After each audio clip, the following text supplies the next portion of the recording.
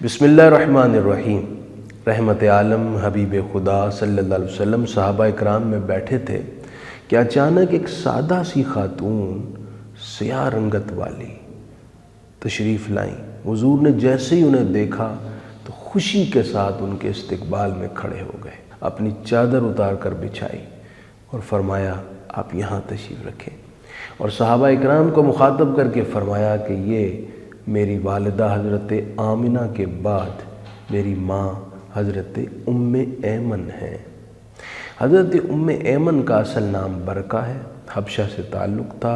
حضور کے والد حضرت عبداللہ کی کنیز تھیں۔ آپ کے وصال کے بعد حضرت سیدہ آمنہ اور پھر حضور کی خدمت پر معمور ہو گئیں۔ حضور کے بچپن میں انہیں خدمت کا اعزاز اور شرف حاصل ہوا۔ حضور کی تمام تر ضروریات کا خیال رکھتیں اور رحمت عالم انہیں ماں کہہ کر یاد کیا کرتے۔ نبی اکرم صلی اللہ علیہ وسلم نے حضرت ام ایمن کو بڑی عزت اور وقار بخشا۔ حضرت ام ایمن کا پہلا نکاح حضرت عبید سے ہوا اور ان سے بیٹے پیدا ہوئے ایمن، اسی نسبت سے آپ کی ام ایمن کہا جاتا ہے۔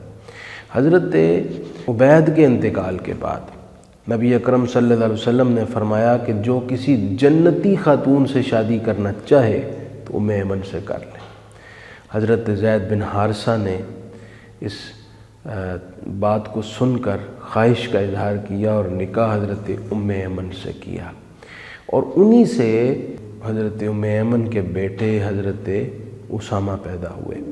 حضرت اسامہ نبی کریم صلی اللہ علیہ وسلم کی نگاہ میں بڑے محبوب تھے۔ آپ حضرت حسن و حسین کے ساتھ انہیں گود میں بٹھاتے اور پیار کرتے۔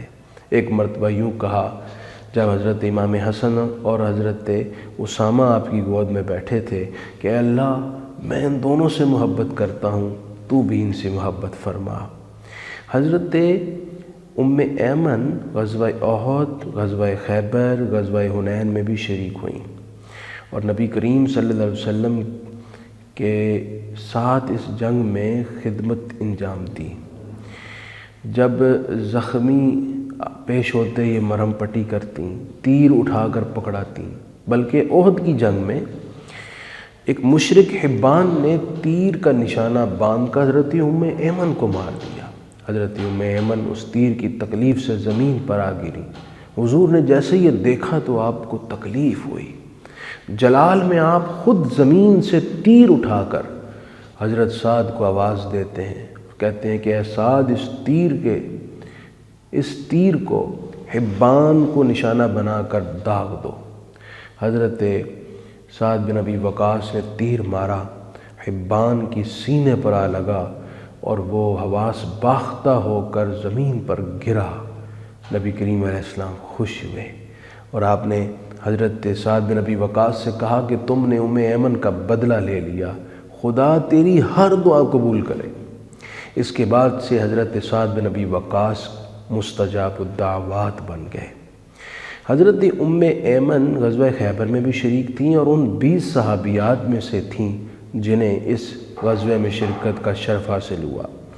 حضرت ام ایمن کو ان دیگر صحابیات کے ساتھ حضور نے ایک یمنی چادر، 2 درہم اور ایک چٹائی غزوہ خیبر میں عنایت فرمائی۔ حضرت ام ایمن سے حضور کبھی کبھی مزاح بھی فرماتے۔ ایک مرتبہ حضرت ام ایمن عرض کرنے لگی، یا رسول اللہ، میں نے ایک سفر پر جانا ہے، سواری چاہیے۔ آپ نے فرمایا ہم آپ کو اونٹنی کا بچہ دیں گے۔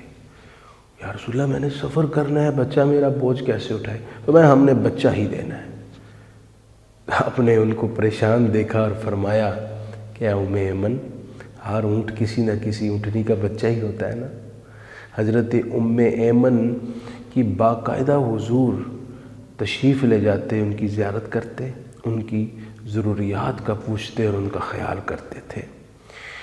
حضرت ام ایمن نبی کریم صلی اللہ علیہ وسلم کے وصال کے بعد حضرت عثمان غنی رضی اللہ تعالیٰ عنہ کے دور خلافت تک حیات رہیں۔ نبی پاک علیہ السلام کے وصال کے بعد حضرت ابو بکر و عمر معمول کے مطابق حضرت ام ایمن کی زیارت کے لیے حاضر ہوتے اور ان کی خدمت میں بیٹھتے، ان کی گفتگو سنتے اور ان کی ضروریات پوری کرتے اور اس کو اپنا شرف سمجھتے تھے۔ غور کیجئے، ایک ایسی خاتون جو حبشہ سے تعلق رکھتی ہیں، جو سیاہ رنگت کی ہیں، کنیز ہیں، لیکن نبی کریم علیہ السلام نے ان کو کتنی عزت بخشی اور ان کو اتنا شرف بخشا۔ کائنات کا سب سے بڑا اعزاز کہ خدا کے محبوب، وجہ تخلیق کائنات، انبیاء کے سردار، ساری مخلوق کے سردار حضرت ام ایمن کو کہتے ہیں یہ میری ماں ہے۔ حضور کا یہ اسوہ پر نور ہے جسے اڈاپٹ کرنے کی ضرورت ہے۔ ذات پات دولت کے ذریعے سے طبقاتی تفریق قائم کر کے کسی کو چھوٹا نہ سمجھے، کسی کو حقیر نہ سمجھے۔ رسول اللہ صلی اللہ علیہ وسلم نے ہر عورت کو عزت دی ہے، عزت دینا سیکھیں، اپنی ماں کو، اپنی بیوی کو، اپنی بچیوں کو، اپنی بہنوں کو، اپنی رشتہ داروں کو اور معاشرے کی ہر خاتون کو۔ اللہ پاک ہمیں اس کی توفیق نصیب فرمائے۔